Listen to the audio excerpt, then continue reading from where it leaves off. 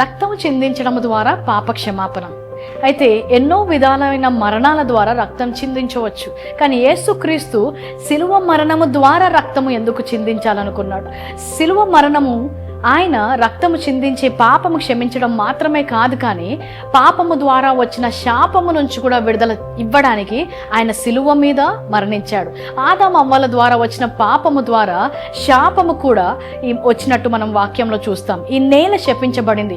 వారి యొక్క శరీరంలోకి శాపము రావడం ద్వారా అనారోగ్యము, మరణము వచ్చినట్టు మనం చూస్తాం. ఆ శపించబడినందుకు ప్రయాసము అనే ఒక శాపము ఆదాము జీవితంలో వచ్చింది.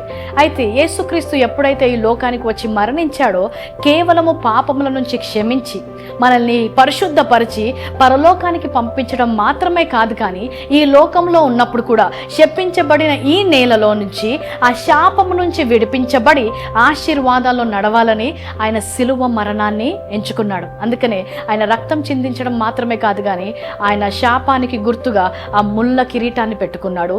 తన శరీరములో కొరడా దెబ్బలు తీసుకున్నాడు.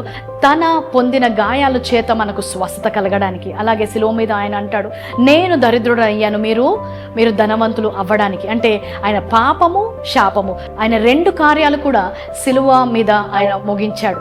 పాపము నుంచి క్షమాపణ, పరలోకానికి మీకు ద్వారాన్ని తెరిస్తే, శాపము నుంచి విడుదల ద్వారా ఈ లోకములో ఆశీర్వాదానికి ద్వారాలు తెరిచాయి. యేసు నామములో యేసు ఆశీర్వదించింది ఎవరు శపించదు అని చెప్పిన ప్రకారం ప్రతి శాపము మీ నుంచి కొట్టివేయబడి మీరు ఆశీర్వాదములో నడుచుదురుగాక.